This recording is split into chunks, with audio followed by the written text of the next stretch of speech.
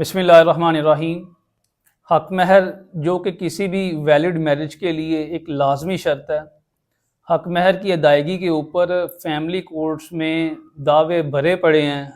रोज़ाना की बुनियाद पर मल्टीपल सूट्स फाइल किए जा रहे होते हैं बीवी की तरफ से कि हमें हक महर अदा नहीं किया गया। तो आज की वीडियो के तवस्सुल से हक महर के ऊपर जो एक कानूनी एक इंफॉर्मेशन है वो शेयर की जाएगी। हक महर बेसिकली दो तरह का होता है, एक मुअज्जल हक महर और एक गैर मुअज्जल हक महर, यानी कि prompt and defer Dawar. Prompt को उर्दू में मुअज्जल कहते हैं और डेफर डावर को उर्दू में गैर मुअज्जल हक महर कहते हैं।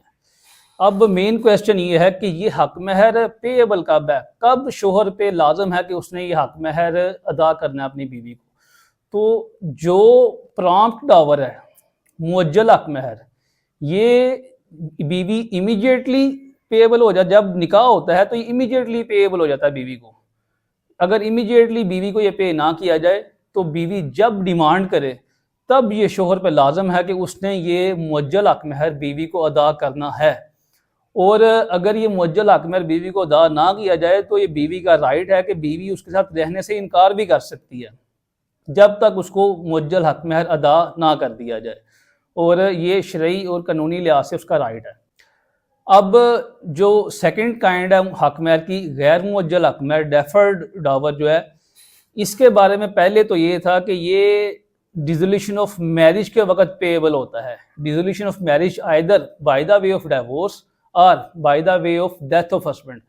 अगर शोहर फोत हो जाए तो उसकी प्रॉपर्टी में से लेके ये बीवी को दिया जाता है, और अगर शोहर तलाक दे दे तो जिस वक्त तलाक मौसर हो जाती है उस वक्त भी ये गैर मुअज्जल हक महर बीवी का हक होता है, उसको देना पाबंद है शोहर के लिए। अब पहले तो ये एक मौक़िफ़ था, लेकिन इसके ऊपर 2009 में एक ऑनरेबल सुप्रीम कोर्ट की जजमेंट आई जिसको कि रिपोर्ट किया गया 2009 SCMR पेज 1458 पे। उसमें फर्दर एक और एडिशन कर दी गई कि जब शोहर तलाक दे या शोहर फोत हो तब तो ये पेएबल हो जाता है, लेकिन अगर निकाह नामे के वक़्त या निकाह नामे के बाद भी अगर ये मियाँ बीवी ने आपस में इकरार किया हुआ है कि ये जो गैर मुअज्जल हक महर है ये किसी फलां वक़्त पे तुम्हें दूंगा, शोहर बीवी को कहता है ये फलां वक़्त पे तुम्हें दे दूंगा, तो जो उन्होंने वो एक टाइम तय किया होता है ना, वो उस वक़्त भी ये पेएबल होता है। उस वक़्त के बाद भी बीवी जब चाहे उससे डिमांड कर सकती है। हालांकि इनकी अभी शादी मौजूद है, इनका निकाह ख़त्म नहीं हुआ, ना शोहर ने तलाक दिया ना शोहर फोत हुआ है, लेकिन अगर ये स्टिपुलेशन थी कि एक फलां एक ख़ास वक़्त पे शोहर बीवी को ये हक महर गैर मुअज्जल हक महर अदा करेगा तो उस वक़्त भी ये पेएबल हो जाता है। यानी कि टोटल तीन एक ऐसे मौके हो गए कि जिस वक़्त ये पेएबल हो जाता है। नंबर एक, अगर पार्टीज़ ने आपस में तय किया हो कि ये ख़ास एक वक़्त पे अदा किया जाएगा तो उस वक़्त या उसके बाद जब बीवी चाहे उससे गैर मुअज्जल हक महर ले सकती है शोहर से। एक ये। दूसरा, या शोहर फोत हो जाए तो उसकी प्रॉपर्टी में से बीवी ले सकती है, या शोहर ने तलाक दे दी तो उस तलाक के बाद, तलाक के मौसर होने के बाद भी बीवी ये गैर मुअज्जल हक महर ले सकती है। अब इसके ऊपर एक रीसेंट एक और अपडेट है। ऑनरेबल लाहौर हाई कोर्ट की जजमेंट आई है जिसको कि रिपोर्ट किया गया 2026 लाहौर हाई कोर्ट पेज 1643 पे। इसने एक चौथी और काइंड बना दी, चौथा एक और मौका दे दिया कि बीवी इस मौके पे भी गैर मुअज्जल हक महर ले सकती है। अब उसने चौथा ये मौका क्या दिया, उसने एक तो इन्हीं पहले तीनों चीज़ों को रिट्रेट किया, दोहराया। चौथा उसने ये कहा कि अगर ये तय नहीं किया गया कि तलाक के वक़्त हक महर दिया जाएगा या शोहर जब फोत हो जाएगा तब हक महर दिया जाएगा, सिर्फ इतना ही लिखा हुआ गैर मुअज्जल हक महर है, यानी कि ये दो चीज़ें तय नहीं की गई, ना तलाक का तय किया गया ना फोत होने का तय किया गया, और ना ही किसी इसके अलावा तीसरी चीज़ ये कि ना ही किसी खास वक़्त का तय किया गया कि इस खास वक़्त के बाद, इससे खास इवेंट के बाद ये शोहर जो है बीवी को हक महर अदा करेगा।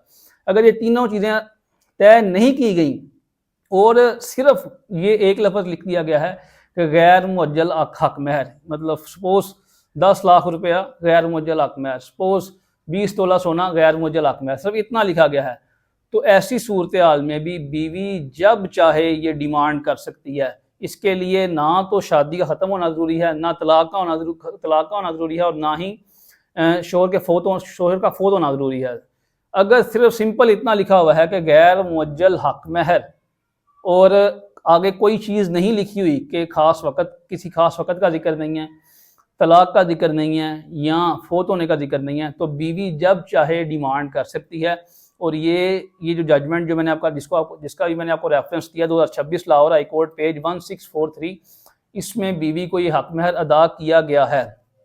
तो ये गैर मुअज्जल हक महर के ऊपर एक रीसेंट अपडेट है। इसके अलावा एक और भी सूरत हाल है कि जिसमें बीवी को गैर मुअज्जल हक महर अदा किया जाएगा शोहर की तरफ से। वो ये कि अगर शोहर दूसरी शादी कर लेता है बगैर इजाज़त के, तो फिर भी कानून के मुताबिक section 6 subsection 5 Muslim family law ordinance 1961 के मुताबिक बीवी अपना सारे का सारा गैर मुअज्जल हक महर देन एंड देयर उससे लेने की अहल होती है और वो उसका राइट होता है कि वो उससे वो ले सके।